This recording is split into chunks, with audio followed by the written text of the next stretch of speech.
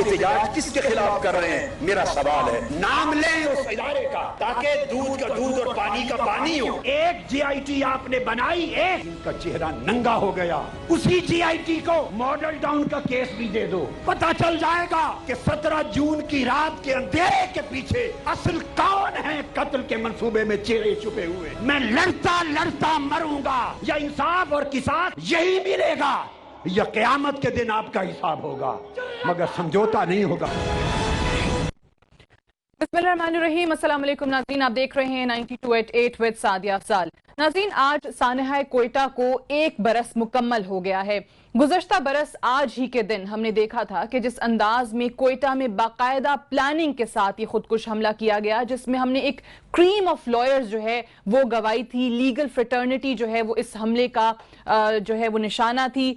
Balochistan bar association के president Bilal Anwar कासी को पहले उन पर फायरिंग की गई और जब उनको सिविल अस्पताल लाया गया तो वहां पर ये खुदकुश हमला हमने देखा। 70 से जायद अफराद इसमें शहीद हुए थे, 100 से जायद जख्मी थे। इत्तफाकन उस रोज हम वहां मौजूद थे, आई वॉज देयर, मैंने वहां से कुछ प्रोग्राम्स भी किए और बहुत सारी चीजें जिनका तस्करा बाद में जस्टिस काजी फायज ईसा साहब की रिपोर्ट में किया गया वो वहां पे हमने देखी कि जिस अंदाज में जो नाकिस सिक्योरिटी की सूरत हाल थी, हत्ता के सिविल अस्पताल के अंदर जो नाकिस इंतजामात थे और बहुत ज्यादा जो मरीजों को मुश्किलात का सामना करना पड़ा था, उनको जब एम्बुलेंसेज में एक जगह से दूसरी जगह शिफ्ट किया जा रहा था तो वो VVIP प्रोटोकॉल की नजर होता भी वहां पर दिखाई दिया गया।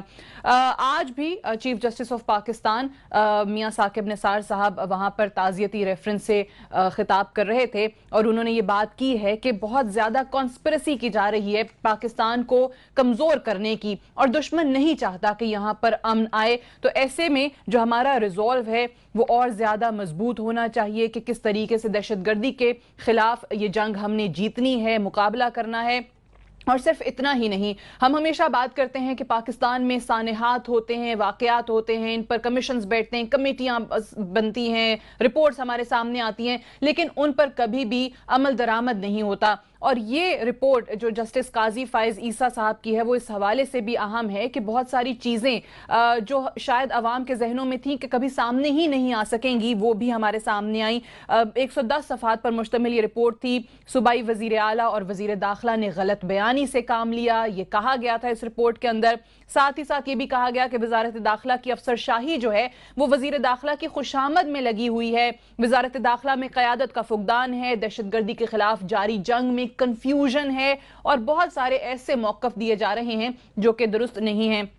नेशनल एक्शन प्लान के हवाले से वजाहत के साथ ये बात की गई थी इस रिपोर्ट के अंदर कि उस पर अमल दरामद नहीं हो रहा है और ना ही इसके मकासद को मद्देनजर रखा जा रहा है।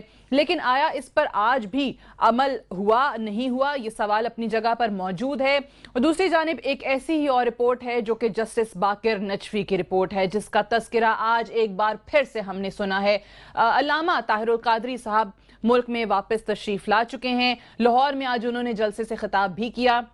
पहले तो जो उन्होंने बातें की डेफिनेटली जो शरीफ खानदान को लेकर और खुसूसन साबिक और नाअहल वजीर आजम नवाज शरीफ को लेकर तनकीद की, साथ ही साथ उन्होंने ये कहा कि जस्टिस बाकिर नजफी की जो रिपोर्ट है वो भी मंजर आम पर आनी चाहिए। जो मॉडल टाउन के अंदर जो कुछ हुआ, जो 14 शोहदा हैं उनका खून रायगा नहीं जाएगा और उनको भी इंसाफ मिलना चाहिए।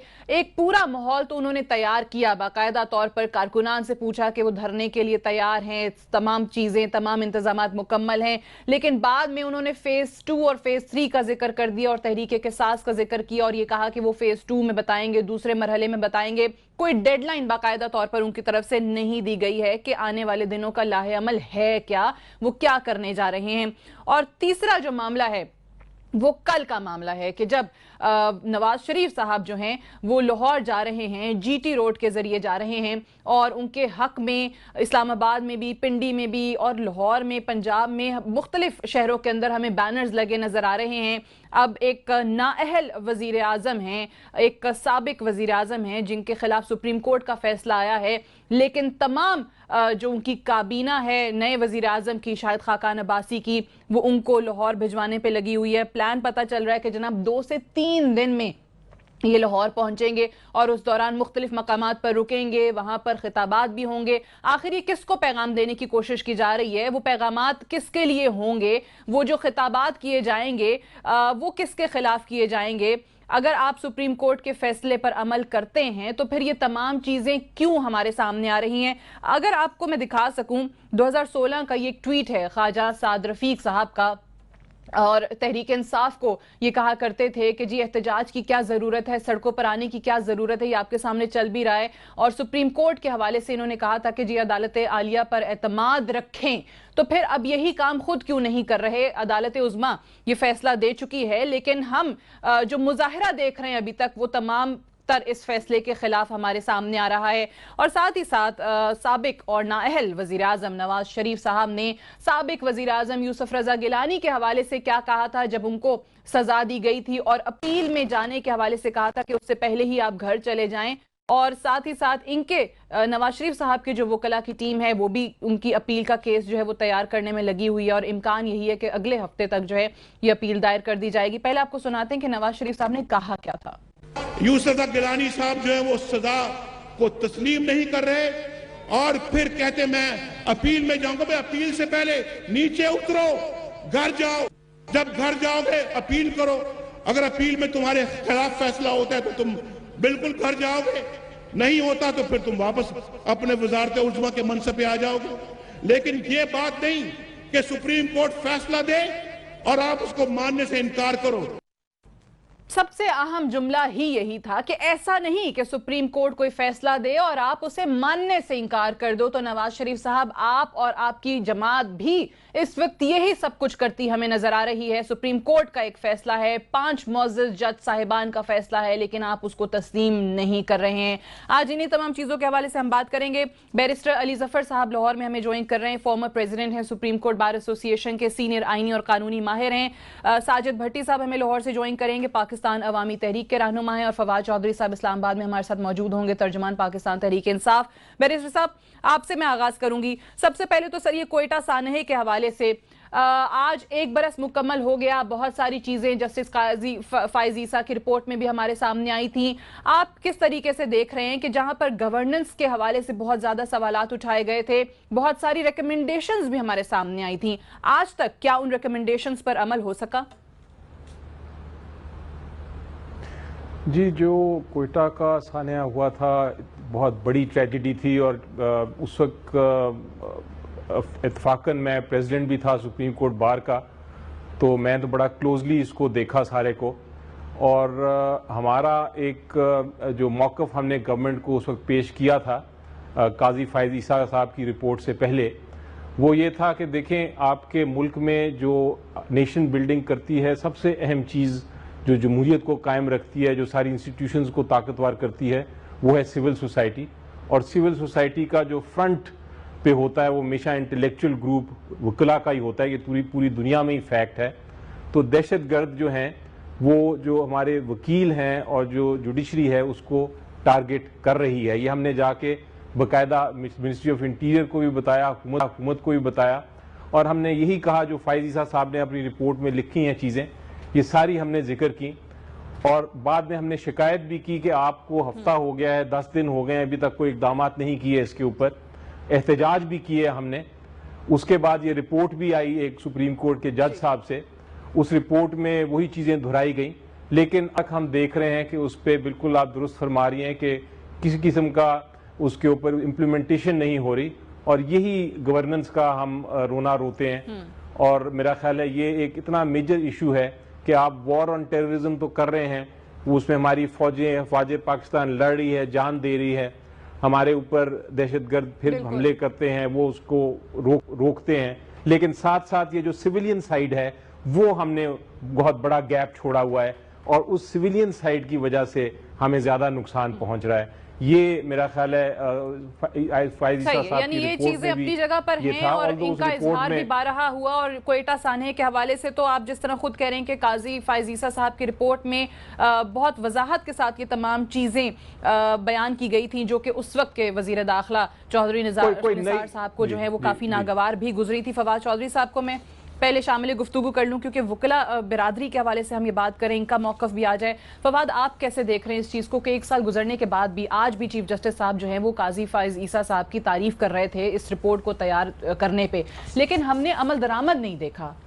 देखिए, पहली बात तो यह है कि जिसने काजी फाइज ईसा साहब की वो रिपोर्ट पढ़ी है वो समझेगा कि पाकिस्तान के जो करंट क्राइसिस है उस पर सबसे जामे अगर कोई काम हुआ है तो वो फाइज ईसा साहब की रिपोर्ट है। उसमें उन्होंने उन तमाम पहलुओं की निशानदही की थी कि किस तरह से मजहबी मुनाफरत फैलाई जा रही है, मदरसों के रोल के ऊपर उन्होंने बात की थी, उसके ऊपर उन्होंने जोर दिया था कि किस तरह से आप इसको फंडिंग, बैरूनी फंडिंग को रोकें। उसमें उन्होंने जो लैप्सेस हैं on the part of the chief minister और इंटीरियर मिनिस्टर, उनके लैप्सेस जो हैं उनके बारे में बताया था और बड़ी तफसील से बात की थी। पाकिस्तान की हुकूमत के लिए बहुत आइडियल मौका था कि वो सुप्रीम कोर्ट की उस रिपोर्ट को इम्प्लीमेंट करते। इससे पाकिस्तान में बहुत मदद मिलती दहशतगर्दी रोकने में। अब हमारा जो प्रॉब्लम है, हमेशा की तरह जैसे हुकूमतें जो हैं वो असल सब्सटेंटिव काम की तरफ नहीं आती। मेरा ज़ाती नज़रिया है, बलूचिस्तान को आपने पहले सारा बलूचिस्तान को एक कैटेगरी में किया था, यानी जो लॉज थे शरफ साहब के दौर में उसको एक कैटेगरी में लाया गया था और सारी पुलिस की अमलदारी की गई थी। ये पीपल्स पार्टी के दौर से और उसके बाद इनके दौर में उल्टा काम हुआ है। बजाय इसके कि आप वहाँ पे उसको अपग्रेड करें, इसको डाउनग्रेड कर दिया गया। जहाँ पे हम फाटा रिफॉर्म्स की बात कर रहे हैं और फाटा को मर्जर की बात कर रहे हैं केपी में, बलोचिस्तान को हमने दोबारा जो है वो लेवीज के हवाले कर दिया और बी में कर दिया। तो अल्टीमेटली देखें, जब तक आप कानून की अमलदारी नहीं करेंगे, मदरसों में या किसी भी जगह के ऊपर मजहबी मुनाफरत को अलाउ करेंगे, सारे जो सुसाइड बॉम्बर्स हैं, फ्रैंकली एक एक का हमें नाम पता है, एक एक का हमें पता है किस मदरसे से पढ़े हैं, उसके बाप का नाम पता है। कार्रवाई नहीं होती उनके खिलाफ। उन कार्रवाई क्या, वो आप मुझे बताएं, ये साल हो गया है इसके तो लोग कुछ भी नहीं हुआ। इतनी ज्यादा सिफारिशात और बहुत तफसील के साथ रिकमेंडेशंस थी इस रिपोर्ट के अंदर, किसी पर कोई अमल दरामद हमने नहीं देखा है। 2-3 बड़े सानहे, हमारा श्रीलंकन क्रिकेट टीम के ऊपर हमला हुआ, हमारी क्रिकेट खत्म हो गई, वो तमाम लोग जो है जो या बेल आउट हो गए या ड्रोन हमलों में मारे गए। हमारे यहाँ ट्रायल अभी तक उसका चल रहा है। ये वकील इसमें खुद है, चीफ जस्टिस साहब का, जिस तरह आपने बताया, और बड़ी कंप्रिहेंसिव रिपोर्ट हुई, कुछ नहीं हुआ। So, इस तरह तो लेकिन अभी भी इन सिफारिशात पर 1 बरस हो जाने के बाद भी कुछ हमने नहीं देखा है कि अमल हुआ हो। लेकिन तमाम की तमाम हुकूमत जो है वो साबिक और नाहल वजीर आजम को इस्लामाबाद से, इस्लामाबाद की हुकूमत के सिक्योरिटी हिसार से निकाल कर दूसरी अपनी पंजाब में हुकूमत के सिक्योरिटी हिसार में पहुंचाने के लिए जो है वो कोशा नजर आ रही है। I have to go for a short break. Break से वापस आएंगे तो साजिद भट्टी साहब की जानिब जाएंगे और जस्टिस काजी फाइज ईसा साहब की रिपोर्ट का तो हमने जिक्र किया, हम बात करेंगे जस्टिस बाकिर नजफी साहब की रिपोर्ट की, जिसका आज फिर से मुतालबा किया है डॉक्टर ताहिरुल कादरी साहब ने कि उसको मंजर आम पर लाया जाए। Right after this short break, stay tuned. फिर से खुशामदीद। साजिद भट्टी साहब, आपसे जानना चाहेंगे, आज जिस तरीके से डॉक्टर ताहिरुल कादरी साहब ने फिर से कहा है कि जस्टिस बाकिर नजफी की रिपोर्ट जो है मंजर आम पर लाएं और जो कुछ मॉडल टाउन में हुआ, 14 शोहदा का खून जिस तरीके से बहाया गया, उसको रायगा नहीं जाने देंगे। बाकायदा प्लान है क्या डॉक्टर साहब का? क्योंकि एक टाइम पे ऐसे लग रहा था आज उनकी बात से जब वो खिताब कर रहे थे कि वाकई लोगों को बिठाने लगे हैं, धरना देने लगे हैं और उस वक्त तक नहीं उठेंगे जब तक कोई कार्रवाई नहीं होगी, उनको इंसाफ नहीं दिलाया जाएगा। लेकिन बात फिर से जो है वो फेज 2 पर चली गई। उन्होंने कहा कि तहरीके के सास का जो दूसरा मरहला है उसमें डिसाइड करेंगे। तो अब आप लोग करने क्या जा रहे हैं? बिस्मिल्लाहिर्रहमानिर्रहीम। शुक्रिया सादिया। मैं पहले जो बात चल रही थी मैं उस हवाले से एक छोटी सी बात ऐड करके फिर आगे आपके सवाल की तरफ आता हूँ। जी जी। पाकिस्तान की ये बदकिस्मती है कि गुज़िश्ता 35 साल में यहाँ पर जमहूरियत के नाम पर इस तरह की रिवायात साथ जो हैं वो शामिल कर दी गई हैं जिसमें इदारों को जो है वो अहमियत नहीं दी जाती, आइन को वो अहमियत नहीं दी जाती, क्योंकि सारी की सारी सियासत का बल वो जो है वो इन्हिसार जो है वो इलेक्टेबल्स पर और सरमाए के ऊपर होता है। लिहाजा जिसके पास सरमाया है, जिसके पास इलेक्टेबल्स हैं, वो अपना अदद पूरा करके अपनी मनमानियाँ करता है। यही वजह है कि 35 साल के बाद आज हम इस मुकाम पर खड़े हैं कि जस्टिस फाइज ईसा साहब की चाहे रिपोर्ट हो, कोई अपोजिशन की जमात हो, कोई और इदारा भी अगर हुकूमत की इस्लाह करने की कोशिश करता है और उसकी कोई रहनुमाई करता है तो वो उसको कोई भी कबूल करने को तैयार नहीं होता। मैं इस बात से इत्तफाक करता हूँ कि जस्टिस फाइज ईसा साहब की रिपोर्ट पे अमल दरामद अगर हो जाता तो शायद बहुत से जो आने वाले जो नुकसानात थे हमारे, उनसे बचा जा सकता था।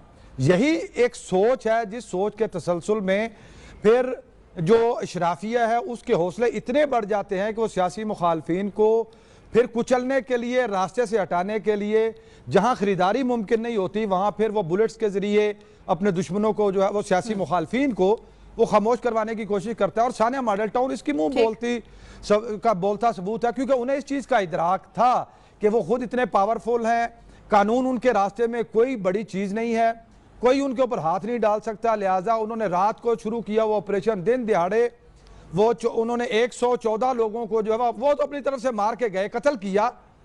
और उसके बाद ये सारा कुछ होने के बाद FIR भी कटवाने के लिए हमारी मंशा पर FIR भी नहीं कटी, पुलिस ने अपनी मुद्दत में FIR कटवाई, फिर हमें FIR आपको अब मीडिया के जरिए पता है सबको। सर बिल्कुल वो तमाम चीजें हैं, वो बिल्कुल आप सही कह रहे हैं, वो सबको पता है, हमारे कैमरास ने रिकॉर्ड किया हुआ है, चीजें चला रहे हैं, बट अब आगे का लाया अमल क्या है वो मैं आपसे सुनना चाह रही हूं। करना चाह रहा हूं क्योंकि वो चीजों के लिए तैयार रहने को तो कहा कारकुनों को, बट आने वाले दिनों में क्या करने जा रहे हैं? इसी जोन में उन्होंने आज तक वो हमारे इंसाफ के रास्ते की रुकावट थी और हमारा शुरू से मुतालबा रहा कि नवाज शरीफ साहब और शहबाज शरीफ साहब के होते हुए सानिया मॉडल टाउन का इंसाफ नहीं हो सकता। अब अल्हम्दुलिल्लाह ये हुआ है कि जो हमारी जुडिशरी है उसने एक पहला कदम रखा है। पाकिस्तान में अब इंसाफ की एक उम्मीद है। इस उम्मीद को लेकर हम 3 साल दरवाजे खटखटाने के बाद आज फिर हम एक उम्मीद लेकर यहाँ पर आए। अब जो आपने सवाल किया वो ये है कि डॉक्टर साहब यकीनन आज पहुंचे हैं। डॉक्टर साहब ने अपनी सारी बैरून मुल्क जो मसरूफियात है उनको ख़त्म किया है, शायद कुछ 1-2 दिनों का उनका एक टूर होगा और वो आए हैं। हमने अपने तौर पे उनके आने से पहले हमारी कोर कमेटी ने मुख्तलिफ ऑप्शंस के ऊपर डिस्कशन की। उन ऑप्शंस में से एक ऑप्शन वो भी थी जो आज उन्होंने रखी, और आज भी उनकी ऑप्शन में ऐसा नहीं था कि हम इंसाफ लेकर जाएंगे, बल्कि वो एक जो नाअहल और माजूल वजीर आजम है उसके इस्तकबाल के हवाले से उन्होंने कहा था अगर मैं आपको कहूं कि 2 दिन आप रुकेंगे तो आप रुक जाए। तो उसके जरिए उन्होंने एक मैसेज दिया है, हम पुरअमन लोग हैं, यकीनन उस रास्ते पे जाते तो वो रास्ता क्लैश का होता। हम इसके ऊपर डिस्कशन कर रहे हैं। डॉक्टर साहब आज आए हैं, अगले दिनों में हमारी कोर कमेटी के इजलास होंगे और इंशाल्लाह अगले चंद दिनों में डॉक्टर साहब ने बड़ा वाज़ेह लाया के हवाले से जो इंसाफ का मुतालबा है वो कैसे रहेगा। ठीक है, मैं भट्टी साहब तफसील में से मैं आपसे बात करूंगी, मैं आपकी तरफ दोबारा भी आऊंगी, लेकिन मुझे बैरिस्टर साहब आपकी तरफ आना है कि ये जो आज अल्लामा ताहिरुल कादरी साहब ने एक बात की कि और ये पहले भी कह चुके थे, पहले तो उन्होंने कहा था JIT बन गई है, अब फैसला जो है वो इंसाफ के तकाजों के मुताबिक नहीं आ सकता, बड़े मायूस थे। आज उन्होंने बात की कि मैं जो तवक्को नहीं कर रहा था वो फैसला आ गया है, तो जुडिशरी ने बड़ा अच्छा फैसला दिया है, बड़ा अच्छा काम हुआ है कि इस तरीके से वजीर आजम को घर भेजा है। आपको क्या लगता है कि ये जो जस्टिस बाकिर नजफी साहब की रिपोर्ट को मंजर-ए-आम पर लाने का मुतालबा है, और राना सनाउल्लाह साहब मुख्तलिफ टॉक शोज में बैठ के बारहा ये कह चुके हैं कि जी हमने तो नहीं करना, हमें अदालत कह देगी तो फिर अदालत जो है वो खुद ही मंजर-ए-आम पर ले आए, रिपोर्ट पब्लिक कर दे। आपको लगता है कि ऐसा मामला भी हो सकता है कि वाकई में अब अदालत की तरफ से कहा जाए कि इस रिपोर्ट को पब्लिक करें? जी, मैं 2 चीज़ें कहूँगा इस पे। पहले तो मैं ज़रा एक रिकॉर्ड पे आपको बता दूं कि जो फायज़ा साहब की रिपोर्ट की बड़ी तारीफ़ें कर रहे थे अभी सारे, वो फायज़ा साहब ने कोई नई चीज़ नहीं कही, उन्होंने वही चीज़ हम दोहराई है जो ऑलरेडी हमें पता है। और हुकूमत का काम था कि वो खुद इसको रिपोर्ट के बगैर भी इम्प्लीमेंट करते, क्योंकि ये हकायक हैं टेररिज्म की, वॉर के साथ जो हम लड़ रहे हैं उसमें इनको इम्प्लीमेंट होना था। तो कोई नई चीज़ उन्होंने नहीं कही, हुकूमत को वैसे ही पता होना चाहिए था। दूसरी चीज़ आई ये रिपोर्ट की, इसमें एज अ प्रोफेशनल लॉयर मैं इन्वॉल्व हूँ इस केस में, और मुझे ताहिरुल कादरी साहब ने इंगेज किया हुआ है इस मैटर में, और हम कोशिश कर रहे हैं पिछले 1.5-2 साल से। अदालत ने एक पहले फुल बेंच बनाया हाई कोर्ट में, फिर वो छोटा हुआ, फिर उसमें कुछ जज रिटायर हो गए, फिर वो दोबारा हुआ। कोई तकरीबन अगर मैं काउंट करूं तो 36 दिन की बहस मैं खुद कर चुका हूं इस केस में, लेकिन अभी तक वो फैसला नहीं हो पा रहा, और अब सितंबर में उसका दोबारा हेयरिंग है। मेरा ख्याल है इससे बड़ा नाइंसाफी नहीं हो सकती कि एक सिर्फ इंफॉर्मेशन चाहिए हमें कि उस रिपोर्ट में है क्या, और हुकूमत पंजाब जो है और इनफैक्ट फेडरल हुकूमत भी, उनका अगर आप जवाब पढ़ें जो उन्होंने उस केस में हमारी दरख्वास्त पे दिया है, तो उन्होंने कहा है कि जनाब ये इसमें ऑफिशियल सीक्रेट्स इन्वॉल्व हैं, इसमें नेशनल सिक्योरिटी इन्वॉल्व है इस मैटर में, इसलिए हम इसको नहीं चाहते कि मंजर आम तक पहुंचे। ये मौक़िफ़ उन्होंने इन राइटिंग लिया हुआ है और हमने बार बार बहस कर रहे हैं हम अदालत में। और ऑफिशियल सीक्रेट्स वो कहते हैं, नेशनल सिक्योरिटी कहते हैं, हर किस्म की बात करते हैं, लेकिन वो नहीं चाहते कि ये रिपोर्ट किसी वजह से सामने आए। हमारा मौक़िफ़ जो है वो बड़ा क्लियर है, हमें भी नहीं पता कि रिपोर्ट में है क्या, लेकिन जो भी है रिपोर्ट में एक बहुत ऑनेस्ट और बड़े डेडिकेटेड और इंटेग्रिटी वाले जज साहब ने, जिनकी इंटेग्रिटी पे कोई शक नहीं किसी को, उन्होंने ये रिपोर्ट बनाई है। हम सिर्फ ये चाहते हैं उस मॉडल टाउन के वाक़ये के जो भी हुआ उसमें वो रिपोर्ट सामने आ जाए, और उसके लिए मैं कोशिश कर रहा हूँ एज अ प्रोफेशनल लॉयर। और अब देखें कि सितंबर में उम्मीद है कि हाई कोर्ट पे बहुत बड़ी रिस्पॉन्सिबिलिटी है कि हाई कोर्ट उसको सामने ले आएगी। तो ये एक आई थिंक बड़ा इंपॉर्टेंट एस्पेक्ट है। तो जीआईटी आ गई है, बिल्कुल डॉक्टर साहब सही कह रहे हैं, लेकिन अब इसको भी आना चाहिए। बाकिर नजफी साहब की रिपोर्ट के हवाले से आना चाहिए, ठीक है। मुझे ये बताएं कि ये जो अभी बैरिस्टर साहब ने बात बताई है, मतलब इंतहाई अजीब हैरान कुन बात है कि ऑफिशियल सीक्रेट्स और नेशनल सिक्योरिटी के मामलात की वजह से मंजर आम पर नहीं आ रहे। दिन दिहाड़े 14 लोगों को आपने गोलियां मार दी, शहीद कर दिया। कौन सा ऑफिशियल सीक्रेट्स हैं? ऑफिशियल सीक्रेट बस यही है कि कुछ बड़े लोगों की गर्दनें जो हैं वो आ रही हैं इसमें। ऑफिशियल सीक्रेट तो कोई नहीं आ रहा, कुछ बड़े लोगों की गर्दनें जरूर आ रही हैं। आपको लगता है कि अदालत की तरफ से आ सकता है फिर ऐसा हुक्म भी कि जी करें इसको पब्लिक, देखिए जैसे फैसला अब हमने सुप्रीम कोर्ट की तरफ से देखा? अच्छा, पहले तो आपको ये जहन में होना चाहिए कि ये कमीशन बनाने की दरखास्त खुद हुकूमत ने की थी। शहबाज शरीफ साहब ने की थी, वाकया हुआ, उसके में पुलिस में हुई, बंदे जो हैं वो शहीद हुए। उसके बाद पंजाब हुकूमत ने चीफ जस्टिस को कहा कि आप कमीशन बनाएं, उन्होंने कमीशन बनाया, उन्होंने पूरी मेहनत करके एक रिपोर्ट तैयार की। उस रिपोर्ट के जो कुछ मंदरजात हैं जिस तरह से आपने बताया वो लीक भी हुए। उसके बाद से हुकूमत वो नहीं दे रही। सो हुकूमत का प्रिंसिपल ये है कि अगर रिपोर्ट हमारे हक में होगी तो फिर हम रिलीज करेंगे, अगर हमारे खिलाफ होगी तो हम रिलीज नहीं करेंगे। सो अभी जो नुक्ता जिसके ऊपर अली जफर इस वक्त हाई कोर्ट में है वो ये कह रहे हैं कि आप इस रिपोर्ट को विदहेल्ड नहीं कर सकते हैं। अभी भी यहाँ पर आपको याद है कि जो पैनामा पेपर्स में इन्होंने कहा कि जी जो वॉल्यूम 10 है उसको ओपन किया जाए। उसके बाद जब उन्होंने कोर्ट ने उन्हें दिखाया कि ये वॉल्यूम 10 है, उसके बाद सारे सब ने दौड़ लगा दी और इन्होंने नहीं। अब यहाँ पे भी वो यही कर रहे हैं। देखें, ये जो मॉडल टाउन का सानिया है, हमारा जो इस सदी का जो भी हमारी चल रही है उसका पाकिस्तान का सबसे बड़ा सानिया है। इतना बड़ा पॉलिटिकल वाकया और कोई नहीं हुआ जो मॉडल टाउन का वाकया हुआ है, जिसमें बेगुनाह लोगों को पॉलिटिकल प्रोटेस्ट के ऊपर शहीद किया गया, जो बहुत ही नाकाबिले कबूल है और इससे बदतरीन वाकया नहीं है। लिहाजा एक तो इस पर यह रिपोर्ट आनी चाहिए, दूसरा फिर डे टू डे उस रिपोर्ट के ऊपर ट्रायल होना चाहिए। ये जो हाई कोर्ट के से है, अली जफर बता रहे हैं कि सितंबर में ये फिक्स है, क्योंकि एक महीना तो वैसी छुट्टियां हैं और सितंबर में वो बता रहे हैं। आप उनसे पूछ लीजिएगा कि डेट भी आ गई है या नहीं आई है। लेकिन असल मामला ये है कि हमें उम्मीद है, chief justice Lahore high court Mansoor Ali Shah sahab जो हैं बहुत बड़े जज हैं और उनका ये वादा है कि डिस्पोजल जो वो करेंगे वो जल्दी करेंगे। ये 1.5 साल से सिर्फ कमीशन की रिपोर्ट विदहेल्ड होना ये बहुत एक अचंभे की बात। ठीक है, एक ब्रेक लेंगे, ब्रेक से वापस आएंगे तो डिस्कशन को यहीं से आगे बढ़ाएंगे। और कल साबिक वजीर आजम नवाज शरीफ जो हैं वो किसको और क्या पैगाम देने जा रहे हैं, इस पर भी बात करेंगे एक वक्फे के बाद। जी welcome back, you watching 9288 with Sadia Afzal. Bhatti साहब, मुझे बताएं कि हम तो मॉडल टाउन की अभी बात कर रहे हैं और इंसाफ के लिए आप लोग पाकिस्तान अवामी तहरीक के लोग कब से कह रहे हैं कि जनाब ये रिपोर्ट सामने लेकर आए, इंसाफ मिलना चाहिए। 14 लोगों को दिन दिहाड़े कत्ल किया गया। इस मुल्क की सबसे बड़ी अदालत जो है, अब इस मुल्क के अंदर तो इससे बड़ा कोई और फोरम नहीं है, वो वजीर आजम को नाअहल करार देती है। वो उनकी वजह से, उनके फैसले के बाद जो है तमाम चीजें जो कुछ भी वो हुआ है साबित होने के बाद वो साबिक वजीर आजम हो जाते हैं। उनका अभी हमने क्लिप चलाया था जो गिलानी साहब के हवाले से था। जब गिलानी साहब को सजा दी गई थी तो कहा था कि ये हो नहीं सकता कि सुप्रीम कोर्ट फैसला दे और आप उसे तस्लीम ना करें। तो अब यहां पर किसको पैगाम दिया जा रहा है? वही सुप्रीम कोर्ट है, वही हमारे मुअज़्ज़ज़ सीनियर जजेस हैं जिनकी तरफ से फैसला आया है, वही इदारा है, अब नहीं मान रहे उस फैसले को।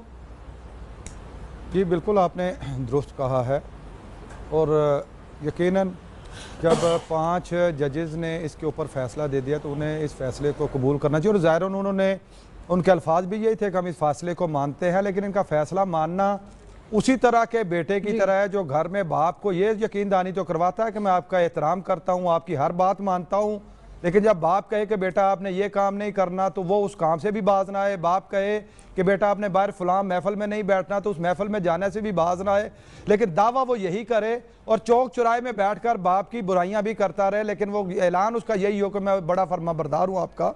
अब वो यहाँ फर्माबरदारी का ऐलान तो कर गए, लेकिन चौकों चौराहों में वो किसको मुखातब कर रहे हैं, किसको वो कह रहे हैं कि उन्होंने हमारे खिलाफ साजिश की है, किसको कह रहे हैं कि हमारे खिलाफ फैसला तो पहले ही हो चुका था, बाद में ये सिर्फ माहौल क्रिएट किया गया है। तो यकीनन ये बहुत बड़ा सवाल है जिसको एड्रेस करने एक सवाल मैं जरूर वो अली जफर साहब से भी जानना चाहूंगा, क्योंकि मेरा एक बड़ा वो पॉलिटिकल साइंस का एक तालिब इल्म होने के नाते कि जब एक पार्लियामेंट का जो हाउस है वो एक शख्स को वोट देकर किसी को वजीर आजम नामजद कर देता है और वो अपनी पहली ही तकरीर में कहता है कि वजीर आजम मैं नहीं हूँ, वजीर आजम वो है जो जिसको आपने नाअहल करार दिया है, तो इसकी लीगल हैसियत क्या बनती है? क्या एक ऐवान में दो वजीर आजम भी इस तरह जो है वो काम कर सकते हैं? ठीक है, चलें बैरिस्टर साहब पहले इसका जवाब दे दें। शाहिद खाकान अब्बासी साहब ने कल फिर कहा है कि मेरा वजीर आजम जो है वो नवाज शरीफ ही है। जी मेरा ख्याल है ये पॉलिटिकल स्टेटमेंट है, इसको लीगल एंगल ना ही दें तो बेहतर है, क्योंकि कानून में तो दो वजीर आजम नहीं हो सकते, सारे को पता है। कानून में तो जो एक बार वजीर आजम मुंतखब हो जाए तो वही वजीर आजम हैं, और अगर वो समझते हैं पॉलिटिकली कि वो नहीं है तो फिर उनको ये ओहदा संभालना नहीं चाहिए, क्योंकि उनकी जो ओथ है, जो वो ओथ लेते हैं जब वजीर आजम बनते हैं, और जो उनकी आइनी रिस्पॉन्सिबिलिटीज़ हैं वो बहुत इतनी वो उसके मुताबिक तो ये नहीं कह सकते वो कि जी मेरा वजीर आजम असल में कोई और है। मगर मेरा ख्याल है वो पॉलिटिकल स्टेटमेंट है, उसको उससे ज़्यादा ना लेके जाएं। अच्छा, लेकिन बैरिस्टर साहब ये भी बताएं कि अब वो जो शिके जो जनरल जिया ने इंट्रोड्यूस कराई थी आइन के अंदर, उनकी बुनियाद पर नवाज शरीफ साहब नाअहल होते हैं, तो अब नए वजीर आजम उनको रिपील करने की बात भी कर रहे हैं। ऐसे इशारे आ रहे हैं, ऐसे इंदिए दिए जा रहे हैं कि जनाब ये तो इनमें पहले ही हुक्म मौजूद था, लूप होल्स मौजूद थे, तो इनको खत्म कर देना बेहतर है आइन से। देखिए जी, अभी जो मैं थोड़ा सख्त लफ्ज़ इस्तेमाल करता हूँ, लेकिन हकीकत भी यही है कि सुप्रीम कोर्ट के फैसले के मुताबिक नवाज शरीफ साहब झूठ बोलने के सजा याफ्ता हैं। उनको सुप्रीम कोर्ट ने कहा है कि आपने झूठ बोला और आपको हम आर्टिकल 62 में सजा देते हैं। अब चाहे तरमीम हो जाए इसकी, वो पार्लियामेंट का हक है, आर्टिकल 62 को वो हटा दें, बिल्कुल डिलीट कर दें, लेकिन ये सजा जो है ये ख़त्म नहीं हो सकती, क्योंकि ये जब सज़ा हुई उस वक्त ये आर्टिकल्स, ये शिकें आइन में मौजूद थी। तो ठीक है, उनकी मर्जी है फ्यूचर में वो क्या मुस्तकबिल में क्या करते हैं, लेकिन जहाँ तक ये सज़ा हो चुकी है सुप्रीम कोर्ट की तरफ से, वो सज़ा तो कायम रहेगी, उसको तब्दील नहीं किया जा सकता। अब ठीक, बिल्कुल सही, इस सजा को तो तब्दील नहीं किया जा सकता। अपील के लिए आज भी ख्वाजा हारिस और दीगर जो वकला हैं वो नवाज शरीफ साहब से मिले भी हैं, और नवाज शरीफ साहब ने उनको कहा है कि जल्दी जो है अपील दायर की जाए सुप्रीम कोर्ट के अंदर। आपने नवाज शरीफ साहब का गिलानी साहब के हवाले से क्लिप तो सुना, कहते थे कि अपील में जाने से पहले जी रिव्यू, बिल्कुल ठीक है, उसके उस फैसले को की नजरसानी के लिए जो है अपील ख्वाजा हारिस साहब, उनकी वकला की टीम जो है वो लेकर जाएंगे। अब ये जो कहते हैं सुप्रीम कोर्ट फैसला दे और ना माने आप, तो ऐसा तो हो नहीं सकता। ये गिलानी साहब को मैसेज था। अब ये जो कुछ हो रहा है, कल जो इत्तलात हैं कि जनाब 10 से 12 जगहों पर रुकेंगे, खिताबात भी होंगे और लोगों को बाहर निकालने के लिए, आज तो खान साहब ने कहा कि जनाब पटवारियों को बाहर निकालने की तैयारी कर रहे हैं, तो वाकई आपको लगता है कि ये जो शो ऑफ पावर है इससे इदारों को ही मैसेज देना मकसूद है? देखिए, नॉट एज अ पीटीआई, ये पीएमएलएन का इंटरनल मामला है, बट एज थोड़ा बहुत जो सियासत को के तालिब इल्म की हैसियत से मुझे लगता है कि नवाज शरीफ साहब ये जो पॉलिटिक्स इस वक्त कर रहे हैं वो बुनियादी तौर के ऊपर वो कर रहे हैं अपनी पार्टी को बचाने के लिए। इनकी जो पीएमएलएन है वो असल में टूटने जा रही है, वो 2-3 ग्रुप्स में चेंज हो जाएगी, 2-3 ग्रुप्स में वो बढ़ जाएगी, और उसकी वजह बुनियादी ये है कि इनकी जो पार्टी का है मामला वो ये है कि इनका इसके अंदर हमेशा से ग्रुपिंग रही है है और फिर ग्रुपिंग जो है वो हो रही है, लिहाजा वो स्ट्राइव कर रहे हैं कि ये पार्टी ना टूटे।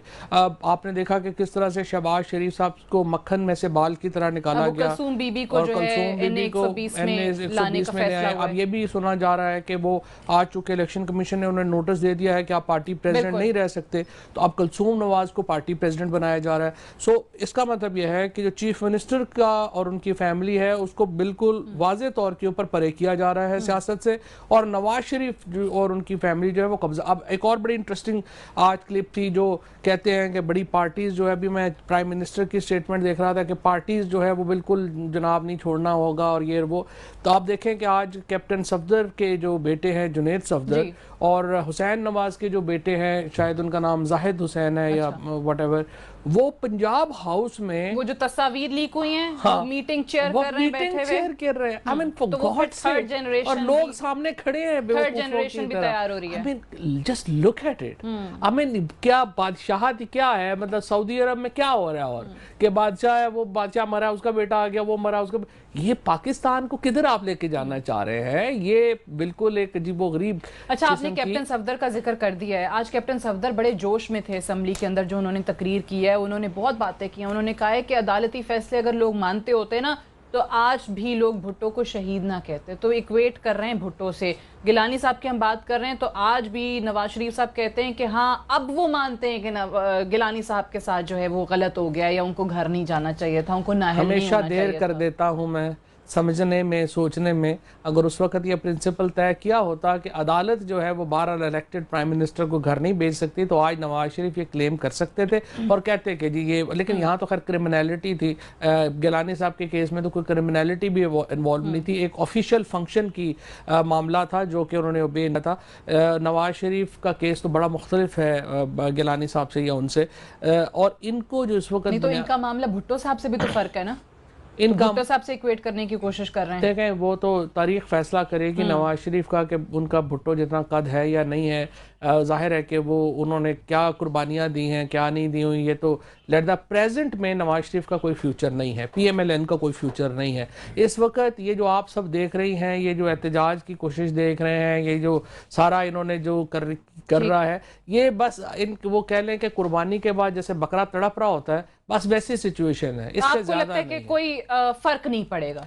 कोई फर्क नहीं पड़ेगा, आखिरी रसूमात होनी है इनकी सियासत की, वो हो जाएंगी। चलें एक ब्रेक लेते हैं, ब्रेक से वापस आते हैं, डिस्कशन को यहीं से आगे बढ़ाएंगे। Stay tuned. जी वेलकम बैक प्रोग्राम में एक बार फिर से खुशामदीद। जिस तरीके से हम बात कर रहे हैं कि कल नवाज शरीफ साहब इस्लामाबाद से लाहौर के लिए रवाना हो रहे हैं, जो इत्तलात हैं वो यही हैं कि जनाब 2 से 3 रोज़ में वो पहुंचेंगे वहाँ, जगह जगह वो रुकेंगे, GT रोड पे मुख्तलिफ मकामात पर वो खिताब भी करेंगे। इस्लामाबाद में जिस अंदाज में बैनर्स लगे हुए हैं, पिंडी में जिस अंदाज में बैनर्स लगे हुए हैं, चलो चलो नवाज शरीफ के संग लाहौर चलो, वो मेयर इस्लामाबाद की तरफ से लगे हुए हैं, और मुख्तलिफ पंजाब के शहरों का जो है वो यही हाल है। तो सवाल यही उठता है कि जनाब पब्लिक फंड्स क्यों इस्तेमाल किए जा रहे हैं? एक साबिक और नाअहल वज़ीर आज़म चोरी में पकड़े जाने पर गांव का चक्कर लगाते हैं तो सुना था, अब ये पूरा GT रोड का चक्कर लगाएंगे। अच्छा, ये तो नहीं मैं कुछ कहती, मैं भट्टी साहब आपकी तरफ आती हूँ, आप इस पे क्या कहते हैं? आज शेख रशीद साहब ने एक और बात भी की है कि ये जो GT रोड पर आ रहे हैं, सड़कों पर आ रहे हैं और जो मैसेज देने की बात कर रहे हैं कि ये शायद कोई NRO चाह रहे हैं, कोई रास्ता चाह रहे हैं निकलने का। ये आज आपके जलसे में शेख रशीद साहब ने बात की, आपको भी लगता है कि ऐसी कोई सूरत हाल है? जी हाँ, जाहिर सी बात है, इसका मकसद तो इदारों को दबाव में लाना है। लेकिन मैं एक और बात भी करना चाहूँगा, आप थोड़ा सा पीछे मुड़ के देखें कि इन्होंने 6 तारीख की अनाउंसमेंट पहले की थी। 6 तारीख को इन्होंने मोटरवे के ज़रिए आना था, और अंदर की खबर इतला ये है कि इनको उस वक्त ज़हन में नहीं था, जिस तरह इनको यह याद नहीं था कि जो पेपर अटेस्ट करवा रहे हैं उस पर जो डेट डल रही है उस दिन जो है वो UK में छुट्टी होती है। तो यहाँ भी इन्होंने वो जब रैली रखी तो उन्हें ये नहीं आइडिया था कि उस दिन संडे होगा। बाद में फिर इनको किसी ने बताया कि आपको तो याद ही नहीं है कि हमारी पार्टी तो सिर्फ GT रोड की पार्टी है, तो आप मोटरवे से जाना चाह रहे हैं। दूसरा यह है कि जलसे को कामयाब तो रैली को करना है, पटवारियों ने और सरकारी मुलाजमीन ने, तो वो तो संडे को छुट्टी पे होंगे, लिहाजा उनको वो फिर अपना जो है वो रूट तब्दील करना पड़ा और वो GT रोड के ऊपर आ गए। हम इसको ये समझते हैं कि सुप्रीम कोर्ट के फैसले के बाद मियां मोहम्मद नवाज शरीफ की सियासी मौत वाक़या हो गई है। उस मौत के वाक़या होने के बाद इस वक्त उनका सफ़र आखिरत जो है वो शुरू है। अब जाहिर सी बात है, जिन्होंने उनसे मुफादात लिए थे, जो उनके लाडले और प्यारे थे, वो उस लाश को सियासी लाश को, जो उस सियासी लाश को आप अपने से जुदा नहीं करना चाहते, वो जितना मर्जी उसको चूम लें, चाट लें, रख लें, उन्हें एक दिन इस लाश को दफन करना पड़ेगा। हमारा तो ये कहना है कि अगर आपने दफन करना है तो उस लाश को ताफुनज़दा होने से पहले दफन कर लें। ये ना हो कि वो मुताफन हो जाए लाश और आपको फिर कहीं फेंकना पड़े और फिर जो है वो तदफीन कमेटी जाके उसको उठा के उसकी तदफीन करे। तो अब इनका ये सफ़र आखिरत शुरू है। दूसरी बात यह है कि हमारा एक बेसिक क्वेश्चन ये है कि किस बुनियाद पर उनके लिए रास्ते में जो है वो तमाम हुकूमती मशीनरी, आपके तमाम जो है यूनियन काउंसिल्स का स्टाफ, आपकी सारी पुलिस, यहाँ तक कि यहाँ लाहौर तक उनकी तमाम जो है वो वापदा लेस्को के डिपार्टमेंट के अहबाब भी उनके लिए तमाम तर जो है वो सहूलियात मुहैया करने के लिए वो लगे हुए हैं दिन रात उसके ऊपर। तो क्या ये अदालत ने जो फैसला किया था उसकी इंटरप्रिटेशन हम ये लें कि वो उसके साथ बगावत करते हुए आज भी सरकारी वसाइल का इस्तेमाल उसी तरह होता चला है? मैं अब कंपैरिजन देता हूं। एक इस्तकबाल आज हुआ है, मैं जरा बैरिस्टर साहब आपकी मैं आती हूं भट्टी साहब आपकी तरफ, लेकिन मैं बैरिस्टर साहब की भी जरा, क्योंकि सुप्रीम कोर्ट का ये डिसीजन था, सुप्रीम कोर्ट के फैसले के नतीजे में ये सब कुछ हुआ है। वजीर आजम, साबिक वजीर आजम से जब पूछा जाता है वो कहते हैं मैं तो कुछ भी नहीं कर रहा, मैं तो सिर्फ घर जा रहा हूं। लेकिन बैरिस्टर साहब जिस अंदाज में वो घर जा रहे हैं, चाहे वो पब्लिक फंड्स का इस्तेमाल हो, जिस अंदाज में पूरी काबीना जो है वो उनके इंतजामात करने में लगी हुई है, तो आपको भी लगता है कि ये सुप्रीम कोर्ट के खिलाफ, जिस तरह साजिद भट्टी साहब ने तो कहा कि बगावत है उस फैसले के खिलाफ जो कि इस आला अदालत की तरफ से आया है? सादिया देखें, मैं इसमें बड़ा क्लियर हूं, सुप्रीम कोर्ट ने अपना काम कर दिया है और उन्होंने नैब कोर्ट में भेज दिया ये सारा करप्शन का मामला। सुप्रीम कोर्ट ने नवाज शरीफ साहब को पॉलिटिक्स से नहीं रोका, तो जहां तक वो पॉलिटिक्स करना चाहते हैं उनका हक है, वो करें। लेकिन जहां दूसरा सवाल इन्होंने उठाया वो मेरे मुताबिक ज्यादा अहम है कि इस पॉलिटिक्स में वो पार्टी के सरबराह तो रहे नहीं, वो प्राइम मिनिस्टर रहे नहीं, हुकूमत का ओहदेदार रहे नहीं, वो तो हुकूमती कोई फंड, हुकूमती कोई मशीनरी, हुकूमत का जो हमारा टैक्स पेयर मनी होता है, जो हमारे से हर बिल में काटा जाता है, हमारी हर सैलरी में काटा जाता है, हम जो टैक्स पैसा देते हैं, वो किसी तरह इस्तेमाल नहीं हो सकता। और अगर वो इस्तेमाल हो रहा है, तो आप यकीन करें कि वो फिर मेरे मुताबिक खिलाफ वर्जी है कानून की, और जो भी इस्तेमाल कर रहा है उसको वो भी डिस्क्वालीफाई हो सकते हैं उसी के बेसिस पे, क्योंकि ये मिसयूज है फंड्स का। तो मेरे मुताबिक उनको पॉलिटिक्स से कोई नहीं रोक सकता। मेरे मुताबिक वो इस वक्त फिलहाल प्राइम मिनिस्टर कभी नहीं बन सकते क्योंकि वो डिस्क्वालीफाइड हैं फॉर लाइफ। और नंबर 3, जो पैसे हैं, फंड्स हैं गवर्नमेंट के या मशीनरी है गवर्नमेंट की, वो बिल्कुल इस्तेमाल नहीं हो सकती, बिल्कुल इस्तेमाल नहीं हो सकती। मुझे बैरिस्टर साहब ये भी बता दें कि अब सुप्रीम कोर्ट के हम हुक्म की बात कर रहे हैं कि अब उसकी खिलाफ वर्जी या उसके खिलाफ बगावत या उसी इदारे को प्रेशर में लाना या जो मर्जी कह लें, लेकिन जो सुप्रीम कोर्ट के अंदर बातें हुई, जो नैब की तरफ से जो acting prosecutor general Akbar Tarar ने कहा हुदैबिया पेपर मिल के हवाले से वो अपील वो फाइल करेंगे मामला, 7 रोज के अंदर वो गुजर गए, वो नहीं हुआ। जफर हिजाजी साहब जो पूरा एक इस एपिसोड के अंदर एक कैरेक्टर नजर आए, चौधरी शुगर मिल के लिए रिकॉर्ड टेम्परिंग की, आज उनकी जमानत भी हो गई। ये नैब के अंदर मामलात आपको किस तरीके से चलते हुए नजर आ रहे हैं? जी, मुझे जो खदशा है ना जी, एक तो पॉलिटिक्स चल रहा है, वो तो आई थिंक फवाद और बाकी जो पॉलिटिशियंस हैं वो ज्यादा बेहतर उसका जवाब देंगे कि क्या उसका पॉलिटिक्स में क्या उनकी स्ट्रेटजी है। लेकिन मुझे एक और चीज जो नजर आ रही है, ये सारा जो कारवान चलना चाहते हैं और जीटी रोड पे जो कुछ वो शो ऑफ स्ट्रेंथ करना दिखाना चाहते हैं, और जो स्टेटमेंट्स आ रही हैं वो सुप्रीम कोर्ट को तो अपनी तनकीद वो निशाना बना रहे हैं, लेकिन उसके साथ मेरा ख्याल है मेन चीज प्रेशर करनी है नैब को और नैब कोर्ट को, जो अदालत है, क्योंकि मेन केस जो है पूरी करप्शन का जो सारा इशू है उनके खिलाफ जितने सुप्रीम कोर्ट ने इल्जामात भेजे हैं और जो रेफरेंस जारी है, वो सारा फैसला, वो अरीना अभी मेन है, क्योंकि उसमें सजाएं हो सकती हैं बहुत सालों की, वो उसको भी टारगेट कर रहे हैं। और ये जो पॉलिटिकल स्ट्रेटजी है उनकी, वो उस लीगल स्ट्रेटजी के भी बेसिस पे वो मेरा ख्याल है उसको आगे चलाने की कोशिश कर रहे हैं। तो ये मुझे खदशा ये है, ये बात काफी अहम है जो अकाउंटेबिलिटी कोर्ट में कि नैब को कहीं अंडर प्रेशर लाने के लिए तमाम चीज़ें, और वो जो खदशा जिसका इजहार किया अभी बैरिस्टर साहब ने कि एक तो सुप्रीम कोर्ट का तो फैसला आ गया, पहले इन्होंने कहा कि जी GIT पे भी मिठाइयाँ बढ़ गई, हर चीज़ हो गई, फिर वो फैसला भी नहीं माना सुप्रीम कोर्ट का, कहा अमल दरामद कर रहे हैं लेकिन मानते नहीं हैं, दिल से तस्लीम नहीं करते, अवाम हमारा वोटर तस्लीम नहीं करेगा। नैब के अंदर जो अब इनके मामलात हैं जो नैब ने देखने, आपको लगता है कि वो असरअंदाज होंगे? ये इसमें सादिया 6 सितंबर आखिरी तारीख है, 4 रेफरेंसेस दायर ये होने हैं। हुदैबिया पेपर मिल का इससे अलावा है। सुप्रीम कोर्ट में ये स्टेटमेंट दी थी नैब ने कि विद इन 10 डेज वो हुदैबिया की अपील फाइल कर देंगे। आज तक वो अपील फाइल नहीं हुई। कल इमरान खान साहब ने ये स्पेसिफिक मुतालबा किया कि हुदैबिया का बारे में बताया जाए कि वो केस अभी तक क्यों फ़ाइल नहीं हुआ, और अभी अगर एक आध दिन में फ़ाइल नहीं होता तो फिर हम देखेंगे कि इस पर मज़ीद क्या कार्रवाई करनी है।